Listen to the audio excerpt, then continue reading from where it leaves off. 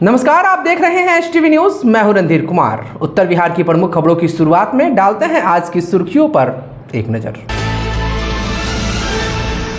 Ranji trophy में विश्व record बनाने वाले शकीबुल गनी होंगे देश में ब्रेवो फार्मा की लॉन्च होने वाली दवा कंपनी के ब्रांड एम्बेसडर। ब्रेवो के चेयरमैन राकेश पांडे ने की घोषणा। टर्फ विकेट व बॉलिंग मशीन भी ब्रेवो फार्मा शकीबुल को कराएगी उपलब्ध। एसपी के निर्देश पर समकालीन अभियान के तहत मझौलिया पुलिस ने थाना क्षेत्र के विभिन्न ठिकानों पर की छापेमारी। 3 व्यक्तियों को किया गिरफ्तार, भेजा जेल। सुगौली प्रखंड अंतर्गत माली पंचायत के गोड़ीगांव में अचानक लगी आग। 2 घर सहित घर में रखा सारा सामान जलकर हुआ खाक। भारत नेपाल सीमावर्ती क्षेत्र से 10 किलो 200 ग्राम गांजे के साथ एक तस्कर गिरफ्तार। नरकटियागंज में एसएसबी ने की कार्रवाई।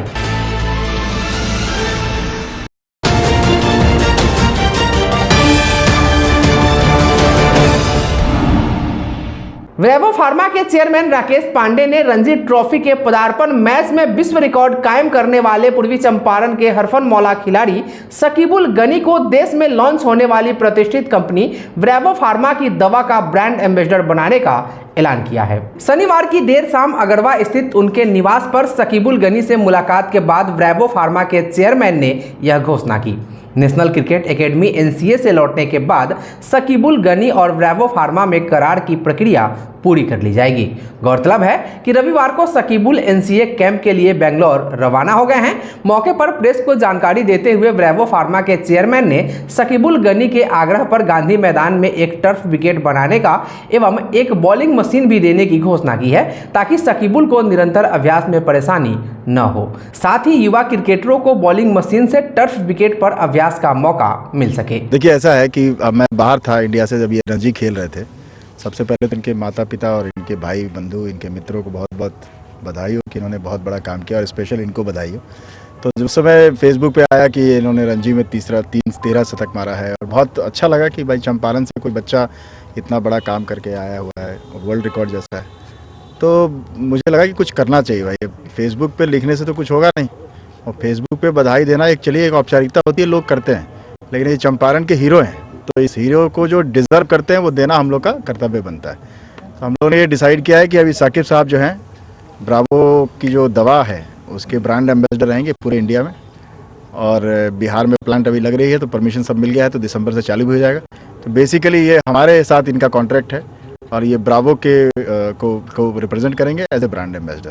तो एक बहुत खुशी की बात है। दूसरा, हम लोगों ने प्लान किया कि चूँकि ये खेलते हैं और इनको मालूम है कि आने वाले जनरेशन को भी अगर कुछ सिखाना हो तो ये सिखा सकते हैं, तो एक जो टर्फ पिच है उसकी कमी है इस पूरे चंपारण, सारण, मुझे लगता है मुजफ्फरपुर तक, तो वो टर्फ पिच हम लोग बनवा रहे हैं, और वो ब्रावो की तरफ से हम लोग बनाएंगे, और ये ही संभालेंगे, और यही उसके मालिक हैं।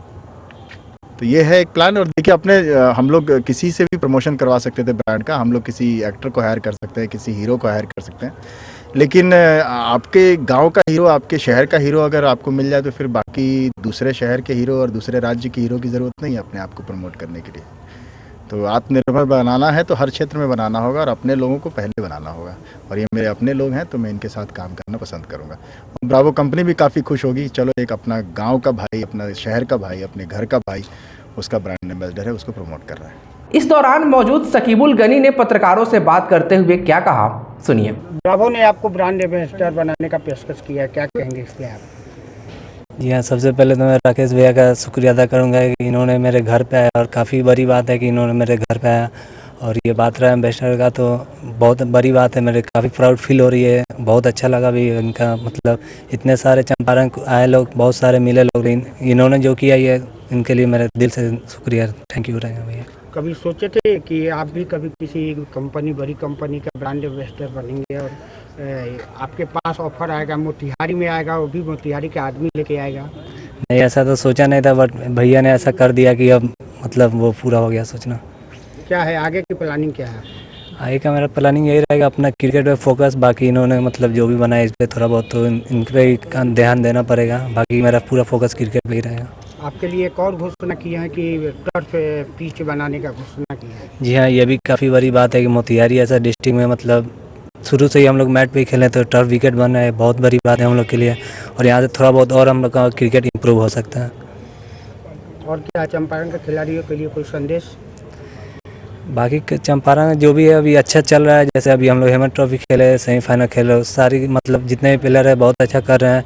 और भैया ने जैसे टर्फ विकेट का बोला, अगर वो बन जा रही है तो और इम्प्रूव होगा। अगले साल फाइनल खेलेंगे लोग, बहुत अच्छा रहे इनका मतलब जो भी दिए भैया ने।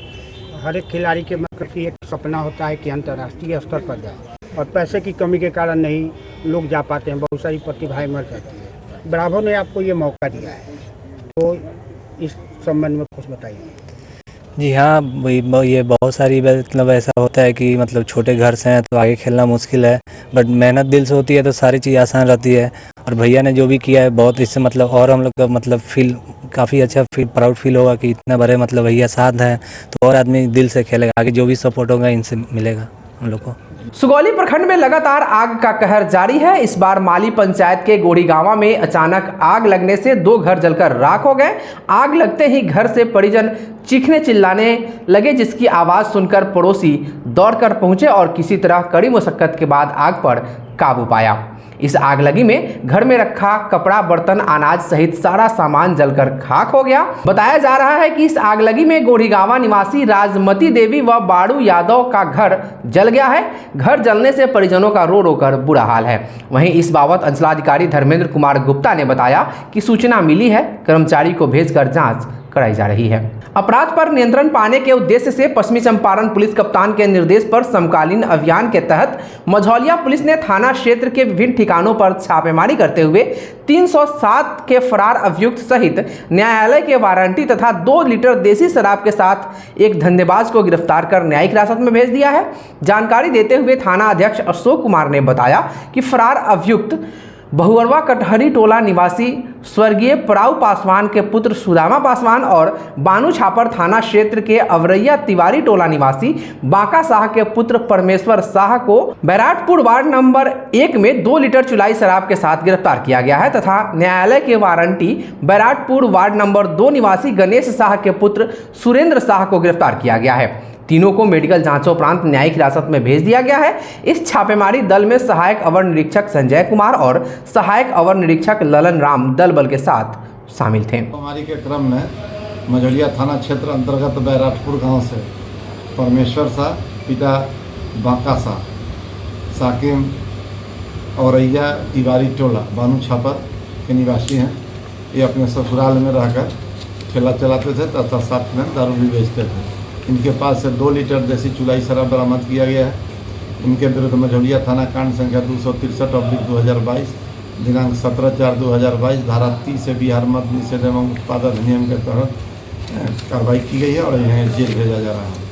साथ ही मझौलिया थाना कांड संख्या 648/2020 के फरारी अभियुक्त सुदामा पासवान पिता स्वर्गीय पराऊ पासवान को बहुअरवा कचहरी टोला वार्ड नंबर 7 से गिरफ्तार किया गया है।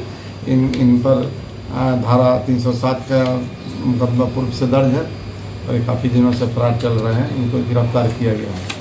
साथ ही एक कोर्ट से गैर जमानतीय वारंटी सुरेंद्र शाह पिता गणेश शाह साकिम बैराटपुर वार्ड नंबर 2 से गिरफ्तार किया गया है और इन्हें भी जांचोपरांत न्यायिक हिरासत में जेल भेजा गया। पश्चिमी चंपारण के नरकटियागंज से अगली खबर है, जहां भारत नेपाल सीमावर्ती क्षेत्र से एसएसबी ने गांजे के साथ एक तस्कर को धर दबोचा है। मिली जानकारी के अनुसार एसएसबी 44वीं बटालियन के मंगुड़हा पोस्ट पर तैनात जवानों ने 10 किलो 200 ग्राम गांजा के साथ एक तस्कर को गिरफ्तार किया है। इस संदर्भ में एसएसबी के द्वितीय कमान अधिकारी अनिल कुमार ने बताया कि सूचना के आलोक में कार्रवाई करते हुए पिलर संख्या 441 से बीती रात्रि करीब 12:30 बजे उक्त गांजा व एक मोबाइल के साथ एक तस्कर को गिरफ्तार किया गया है। गिरफ्तार तस्कर की पहचान गौनाहा थाना क्षेत्र के मंगुड़हा निवासी 54 वर्षीय रामदेव चौधरी के रूप में की गई है, जिसे अग्रिम कार्रवाई करते हुए गौनाहा थाने को सौंप दिया गया है। कोटवा प्रखंड के बझिया ओपी थाना क्षेत्र अंतर्गत आवासीय विद्यालय में गुस्साए लोगों ने तोड़फोड़ किया। गौरतलब है कि कोटवा दीपहू मोड़ के पास एक कंटेनर की चपेट में आ जाने से 13 वर्षीय छात्र की मौत हो गई थी। मृतक का नाम रितेश कुमार है, जो कि यहीं के आवासीय विद्यालय में रहकर पढ़ाई करता था। इस घटना के बाद लोगों में आक्रोश व्याप्त है। जानकारी के मुताबिक इस मामले में 2 एफआईआर दर्ज हुआ है। पहला एफआईआर मृतक छात्र के परिजनों ने स्कूल संचालक पर करवाई है, वहीं दूसरी एफआईआर प्रशासन ने ग्रामीणों पर दर्ज करवाई है। गौरतलब है कि भोपतपुर बजिया में सड़क दुर्घटना में छात्र की मौत के बाद स्कूल व ओपी पुलिस पर हमला कर दिया गया था। इस मामले में 37 नामजद व 200 अज्ञात लोगों के विरुद्ध प्राथमिकी दर्ज की गई है, जबकि पुलिस मामले में 6 लोगों को गिरफ्तार भी कर ली है। सुगौली प्रखंड के सुकुल पाकर पंचायत स्थित कुमार टोली गांव में गेहूं की खेत में अचानक आग लगने से अफरा तफरी का माहौल कायम हो गया। इस आगलगी की घटना में हजारों की फसल जलकर राख हो गई। वहीं आग फैलने की वजह से बगल की खेत में रखा हुआ फसल भी आग की भेंट चढ़ गया। बताया जा रहा है कि सुकुल पाकर पंचायत स्थित वार्ड नंबर 8 के किसान सुरेश, शंभू और काशी की खेत में आग लगी थी। उक्त पीड़ित किसानों ने इसकी सूचना स्थानीय प्रशासन को दी है। बताते चले कि जैसे जैसे प्रचंड गर्मी का प्रकोप बढ़ता जा रहा है, खेतों में लगी फसल और खलिहान में रखे फसल में आग लगी की घटनाएं बढ़ती जा रही है। गांव में गेहूं की खेत में अचानक आग लगने से करीब 17 कट्ठा में लगी फसल जलकर राख हो गई है। बताया जा रहा है कि जब तक फायर ब्रिगेड की गाड़ी पहुंची तब तक फसल जलकर राख हो चुका था। आग की लपटें इतनी तेज थी कि किसान अपने फसल को बचाने में असफल रहे।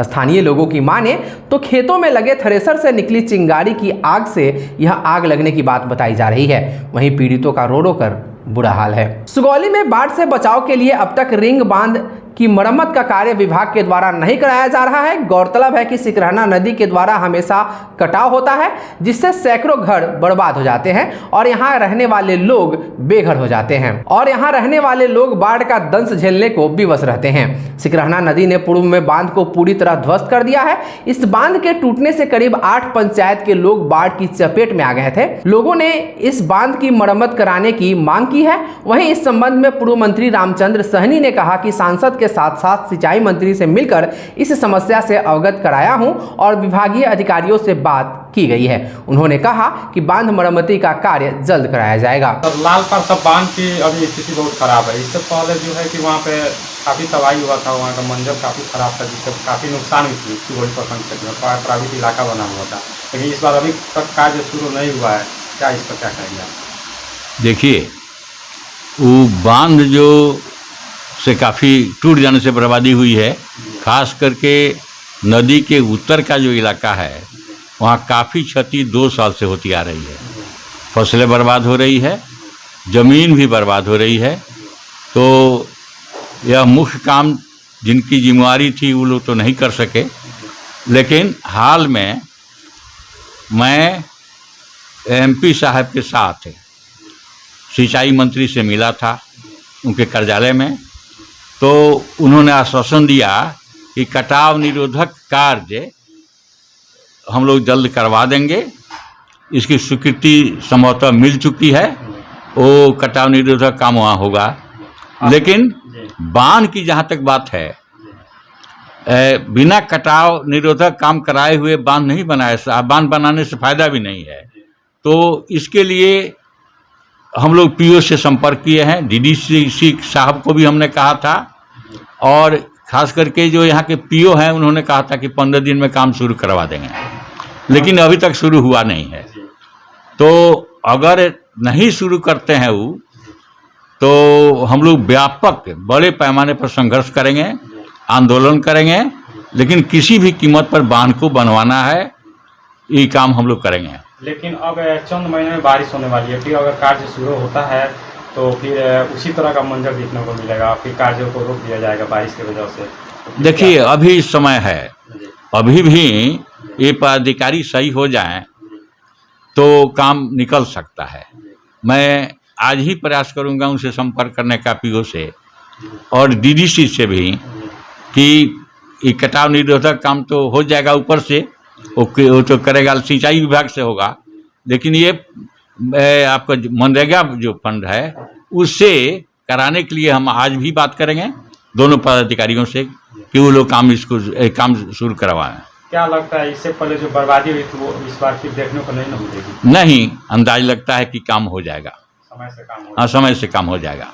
पश्चिमी चंपारण जिला अंतर्गत मझौलिया पंचायत के 55 RD पुल सतभिड़वा स्थित श्री 1008 श्री दिनेश्वर महादेव मंदिर परिसर में शिव मूर्ति लिंग स्थापना और प्राण प्रतिष्ठान महायज्ञ की तैयारियां जोरों पर है। इस संबंध में मुख्य पुजारी राम बाबू गिरी ने बताया कि इस महायज्ञ को लेकर 2 मई को जल शोभा यात्रा निकाली जाएगी, जिसमें श्रद्धालुओं के साथ साथ हाथी घोड़ा बैंड बाजा शामिल होंगे तथा 1001 कुंवारी कन्याओं द्वारा यह ऐतिहासिक राजघाट मंदिर स्थित उत्तरवाहिनी कोहड़ा नदी से जलबोझी कर यज्ञ स्थल पर लाया जाएगा।